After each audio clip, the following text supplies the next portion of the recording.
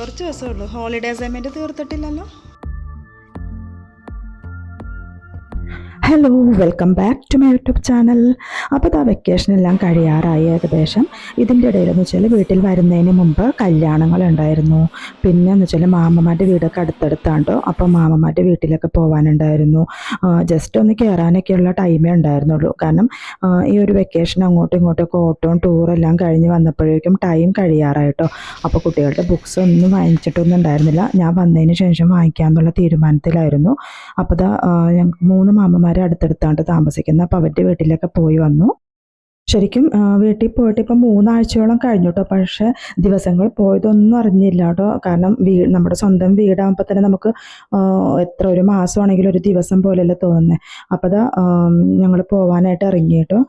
അപ്പോൾ ഈ പ്രാവശ്യം പോകുമ്പം എനിക്ക് ഒരുപാട് വിഷമമൊന്നുമില്ല. കാരണം എൻ്റെ കൂടെ മമ്മിയും വരുന്നുണ്ട് കേട്ടോ.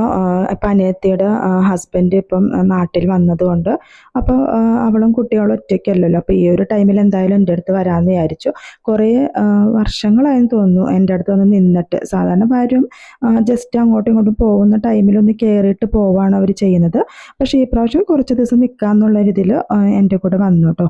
അപ്പോൾ ആ ഒരു സന്തോഷം എനിക്കുണ്ടായിരുന്നു. പക്ഷേ കുട്ടികൾ നല്ല സങ്കടത്തിലായിരുന്നു. കാരണം അവർ നല്ല കളിയും ചിരിയും ബഹളമൊക്കെ ആയിരുന്നല്ലോ. അപ്പോൾ പെട്ടെന്ന് പിരിയാനായിട്ടൊരു വിഷമം. അങ്ങനെ അവരുടെ അടുത്ത് യാത്രയൊക്കെ പറഞ്ഞിറങ്ങി. പിന്നെ ഇടയ്ക്കെന്ന് വെച്ചാൽ നല്ല മഴ തുടങ്ങി കേട്ടോ. സത്യം പറഞ്ഞാൽ ഞങ്ങളുടെ ടൈം എന്ന് വെച്ചാൽ ഞങ്ങൾ ആ ടൂറിന് സെലക്ട് ചെയ്തതൊക്കെ നല്ലൊരു ടൈമായിരുന്നു. പക്ഷേ അത് കഴിഞ്ഞിട്ട് പിന്നെ പിറ്റത്തെ ദിവസം മുതൽ നല്ല മഴയായിരുന്നു. അപ്പോൾ റോട്ടിൽ വണ്ടി നിർത്തിയിട്ട് ഇവർ ഹസ്ബൻഡ് പള്ളിയിൽ പോയ ടൈമാണ് കേട്ടോ. അപ്പം നല്ല നല്ല മഴയായിരുന്നു കേട്ടോ. മഴ തുടങ്ങി സത്യം പറഞ്ഞാൽ. അപ്പോൾ ഗ്ലാസ് ഒന്നും വെച്ചാൽ പുറത്തോട്ട് കാണാനേ പറ്റുന്നുണ്ടായിരുന്നില്ല, അത്രയ്ക്ക് മഴയായിരുന്നു. ഇനിയിപ്പോൾ കൊല്ലത്തേക്കുള്ള യാത്രയിലാണ്.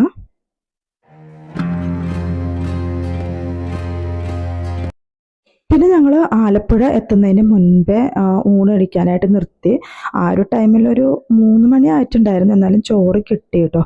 അപ്പോൾ ഞങ്ങൾ മീൽസാണ് ഓർഡർ ചെയ്തത്. പക്ഷേ കുട്ടികൾക്ക് അങ്ങനത്തെ സംഭവങ്ങളൊന്നും ഇഷ്ടമില്ലാത്തതുകൊണ്ട് അവർക്ക് മന്തി മതിയെന്ന് പറഞ്ഞു കേട്ടോ. അപ്പോൾ കരിമീൻ പൊള്ളിച്ചതാണ്, നല്ല ടേസ്റ്റായിരുന്നു. അങ്ങനെ അത് കഴിച്ചൊക്കെ ഇറങ്ങിയപ്പോഴേക്കൊരു 4 മണിയൊക്കെ ആയിട്ടുണ്ട്.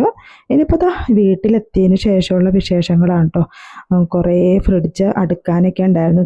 സാധനങ്ങളൊക്കെ ആകെ ചീഞ്ഞൊക്കെ ഇരിക്കുവാണ്. ഹസ്ബൻഡ് ഉണ്ടായിരുന്നു, എന്നാലും പാചകമൊന്നും ഇല്ലല്ലോ. അപ്പോൾ പുറത്തുനിന്നുള്ള ഭക്ഷണമൊക്കെ ആയതുകൊണ്ട് പിന്നെ ഈ ഒരു വക കാര്യങ്ങളൊക്കെ തിരിഞ്ഞു നോക്കാറൊന്നും ഉണ്ടായിരുന്നില്ല കേട്ടോ. അപ്പോൾ ആദ്യം തന്നെ ഫ്രിഡ്ജ് ക്ലീൻ ആക്കാമെന്ന് വിചാരിച്ചു. സാധനങ്ങൾ വാങ്ങിക്കുന്നതിന് മുമ്പാണ് കേട്ടോ ഞാൻ ഫ്രിഡ്ജ് ക്ലീൻ ആക്കൽ. അതിന് വേണ്ടി സോഡ പൗഡർ ഉണ്ടല്ലോ, അത് ബേക്കിംഗ് സോഡയും പിന്നെ വിനാഗിരിയും കൂടി ഇട്ട വെള്ളമാണ് കേട്ടോ എടുക്കുന്നത്. പിന്നെ ക്ലീനിങ്ങിനൊക്കെ എന്നെ ഹെൽപ്പ് ചെയ്യുന്നത് ചെറിയ മോനാണ്. അവൻ അതെല്ലാം ചെയ്ത് വെച്ചു കേട്ടോ. പിന്നെ അതിന് ശേഷമാണ് ഞങ്ങൾ സാധനങ്ങൾ വാങ്ങിക്കാൻ പോയത്. ഇപ്പോൾ സാധനങ്ങൾ വാങ്ങിക്കണം എന്ന് വെച്ചാൽ തന്നെ പേടിയാണ്. കാരണം കൊല്ലത്ത് വന്നതിന് ശേഷം കേൾക്കുന്ന ന്യൂസ് എന്ന് വെച്ചാൽ പഴങ്ങൾ പച്ചക്കറികളിലൊക്കെ മായം ചേർത്തു, കണ്ടുപിടിച്ചു, അങ്ങനെയുള്ള ന്യൂസ്. പിന്നെന്താ, കണ്ടെയ്നർ മറിഞ്ഞിട്ട് കാൽസ്യം കാർബൈഡ് കലർന്നു എന്നൊക്കെയുള്ള ന്യൂസാണല്ലോ.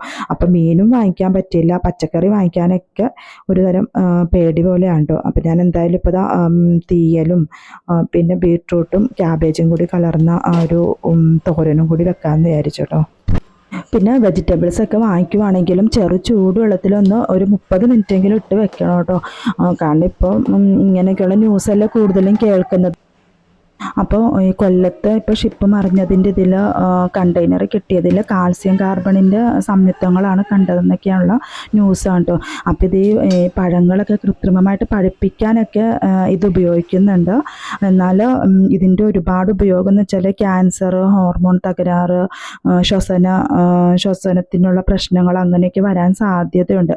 അപ്പോൾ എന്തായാലും നമ്മൾ സൂക്ഷിച്ചല്ലേ പറ്റൂ. അപ്പോൾ മീനൊക്കെ കുറച്ച് ദിവസത്തേക്ക് ഒഴിവാക്കാമെന്ന് വിചാരിച്ചു കേട്ടോ. അപ്പോൾ തീയൽ ഞാനിവിടെ തേങ്ങ വറുത്തരച്ചാണ് വെക്കുന്നത്, അല്ലാതെ പച്ച തേങ്ങയിലും വെക്കാറുണ്ട്. അപ്പോൾ ഇതിലെന്ന് വെച്ചാൽ മുളക് പൊടിയും മല്ലിപ്പൊടിയും മഞ്ഞൾപ്പൊടിയും എല്ലാം ഇട്ട് കൊടുത്തിട്ടുണ്ട്. പിന്നെ തേങ്ങയുടെ കൂടെ കുറച്ച് ഇഞ്ചിയും വത്തൽമുളക്, കറിവേപ്പില, കുറച്ച് ഉലുവ, ഇത്രയൊക്കെയാണ് ഇട്ട് കൊടുത്തത്. എന്നിട്ട് ഇതൊന്ന് ഫ്ലെയിം ഓഫാക്കിയതിന് ശേഷമാണ് ഇളക്കി കൊടുത്തത്. ഇപ്പോൾ ഇനിയിപ്പോൾ കുറച്ച് ഉള്ളി നല്ലോണം വഴറ്റിയെടുക്കുക, ഉപ്പും കൂടി ചേർത്ത് കൊടുത്തിട്ടുണ്ട്.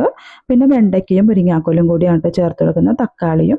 എന്നിട്ട് ഇതൊരു 10 മിനിറ്റോളം വഴറ്റിയതിന് ശേഷം അടിച്ചു വെച്ച ആ ഒരു മസാല ഉണ്ടല്ലോ അത് ചേർത്ത് കൊടുക്കുന്നുണ്ട് കേട്ടോ. അപ്പോൾ പുളിവെള്ളമാണ് ഇതിലേക്ക് പുളിക്കായിട്ട് ചേർത്തത്.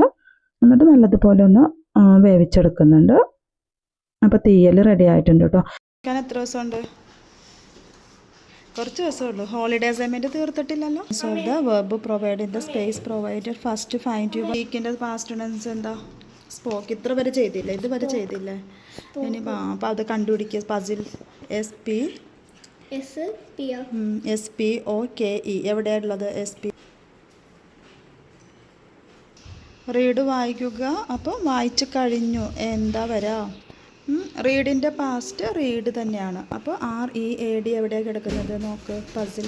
ഹോളിഡേ അസൈൻമെൻറ്റ് ചെയ്യുക. നീ ആണെങ്കിലോ 24 അവർ തിന്നോണ്ട് അവിടെ നടന്നു. നിനക്കൊന്നുമില്ല റിഹാൻ ചെയ്യാൻ? എന്ത് പറ്റി? ഒന്നുമില്ല അല്ലേ? അടുത്തത് നോക്ക്. അടുത്തത് എന്താ? റൈറ്റിൻ്റെ പാസ്റ്റ് എന്താ വരുന്നത്? റൈറ്റ്. WRITE. റൈറ്റിൻ്റെ പാസ്റ്റ് എന്താണ്? ലെഫ്റ്റ്. റൈറ്റ് ലെഫ്റ്റ് അതല്ല, ഇത് എഴുതുക. റൈറ്റ് WRITE റൈറ്റ് എഴുതുക. നീ ഉദ്ദേശിച്ച റൈറ്റ് RIGHT റൈറ്റ് ആണ്. റൈറ്റ് എഴുതുക. അപ്പോൾ എഴുതി കഴിഞ്ഞു എന്നുള്ളത് റോട്ട്. WROTE എവിടെയാ അത്? WROTE നോക്ക്. പിന്നെ ഇവർക്കെന്ന് വെച്ചാൽ സ്കൂള് അടച്ചപ്പോൾ തന്നെ ഹോളിഡേ അസൈൻമെൻറ്റ് എന്നൊക്കെ പറഞ്ഞ് കൊടുത്തു വിട്ടായിരുന്നു കേട്ടോ. അപ്പോൾ അതെല്ലാം കുറച്ച് നേരം ചെയ്യിപ്പിച്ചു. കാരണം എല്ലാം പെൻഡിങ് ആയിരുന്നു. വീട്ടിലായിരുന്നുകൊണ്ട് ആരും ബുക്കൊന്നും എടുത്തില്ല കേട്ടോ. ഇനിയിപ്പോൾ സ്കൂൾ തുറക്കാൻ ദിവസങ്ങളും ഇല്ല. പിന്നെ ഞങ്ങൾ നേരെ പോയത് സ്കൂളിലേക്ക് ബുക്ക് വാങ്ങിക്കാനായിരുന്നു. അപ്പോൾ 3 പേരുടെയും ബുക്സൊക്കെ വാങ്ങിച്ചു. 160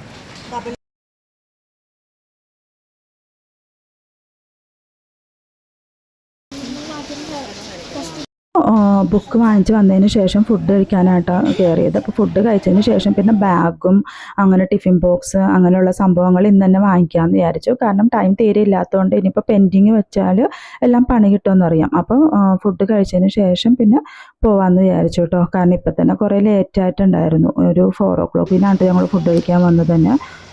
കാരണം സ്കൂൾ ക്ലോസ് ചെയ്യുന്നത് 3 മണി ഒക്കെ ആകുമ്പോൾ ആണ്. അപ്പോൾ പള്ളിയിൽ നിന്ന് ഇറങ്ങിയതിന് ശേഷം പിന്നെ നേരെ പോയത് സ്കൂളിലേക്കായിരുന്നു. ഇനിയിപ്പോൾ ഇവരുടെ ബാഗെല്ലാം സെലക്ട് ചെയ്തു. 3 പേർക്കുള്ള ബാഗ്, ടിഫിൻ ബോക്സ്, പിന്നെ വാട്ടർ ബോട്ടിൽ, അങ്ങനെയുള്ള കാര്യങ്ങളെല്ലാം വാങ്ങിച്ചു കേട്ടോ.